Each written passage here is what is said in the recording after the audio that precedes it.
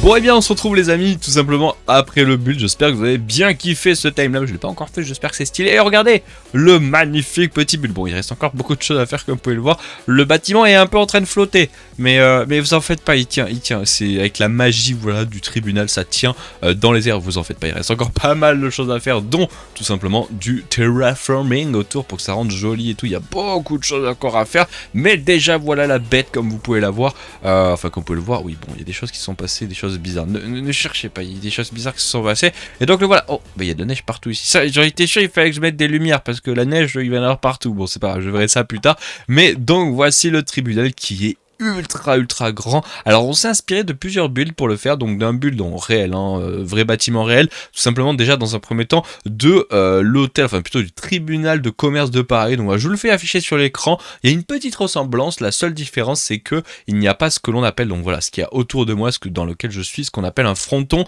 ce qu'on peut voir aussi dans les temples, donc voilà, au passage, pour les gens qui se demandent, le fronton c'est le devant, et donc voilà, c'est un petit peu une inspiration, je me dis ouais, pourquoi pas mettre ça, j'avais vu ça venant de d'autres tout simplement tribunal, je trouvais ça trop stylé et je me suis dit mais pourquoi pas l'intégrer, ça rendrait vraiment trop bien. Et donc voilà un peu le résultat, il y a un mélange entre plusieurs builds existants et tout, on a fait un petit peu notre touche, c'est vraiment pas du tout symétrique le bâtiment, c'est fait exprès pour casser vraiment ce côté vraiment bien parfait, voilà, qui est une antisymétrie. Et si on regarde par exemple de l'autre côté, c'est là où c'est stylé, c'est que de ce côté là on dirait aussi que c'est une entrée, et là par contre là c'est vraiment symétrique par rapport au bloc voilà central qui est ici. Bon il y a juste un dôme qui décale sur la gauche, Mais là vraiment, là ce côté-là, j'aime vraiment bien aussi. Ça fait ce côté-là, ça fait vraiment genre mairie. C'est stylé par contre, j'aime vraiment bien le style. On a essayé de rester vraiment dans le même style que la mairie. Et voilà, tout simplement, ça fait un très très très beau bâtiment qui, au passage, nous aura pris des heures à farm. Parce que vous le voyez peut-être, regardez le nombre d'heures de quartz, enfin le nombre de blocs de quartz déjà qu'il faut. Aussi, vous pouvez le voir avec les anvils, les trapdoors, ça m'a coûté tellement cher. J'ai dû au moins user 3 shulkers de stacks de blocs de fer. Pour vous dire, tellement c'est cher, c'est n'importe quoi. Oui, bon, le toit aussi, voilà. Comment dire? C'est pas moi qui fais la gueule serveur, d'accord? C'est pas moi. Moi, je build, mais mes builds ne font pas la gueule serveur. Bon, j'ai peut-être un poil abusé sur la quantité de chaudrons, surtout que j'en ai mis partout ici. C'est-à-dire que ici, j'aurais pu ne pas me les mettre, j'aurais pu mettre des blocs et tout, mais il y a vraiment des chaudrons et des hoppers dessous là, donc c'est pas moi qui fais la gueule, d'accord? Moi, je fais juste des builds. Bon, voilà, en tout cas, pour ce qui est donc de ce tribunal, je vais vous montrer l'intérieur, même si ce n'a pas encore commencé à être fait. Il y a des mobs qui commencent à spawn. Oh, ça c'est pas bon, ça va falloir peut-être éclairer. Bon, en tout cas, l'intérieur n'est pas encore fait, mais on va le faire. Donc voilà, normalement, le jour où sort cet épisode, donc mercredi, nous serons en live cet après-midi. Au passage, on change maintenant. Le mercredi, on ne fait plus de live le matin, on commence que l'après-midi. Donc je sais pas vers quelle heure, 14h, 15h, 16h, je n'ai pas encore regardé quelle heure on allait faire. Mais tout simplement, nous serons en live cet après-midi et je pense qu'on ira s'occuper de l'agencement, voilà, tout simplement, de cet intérieur. Il y a beaucoup de choses à faire. J'ai envie de faire une salle de cours d'assises, voilà, ça peut être vraiment trop classe avec un petit entrée, vraiment trop mimes.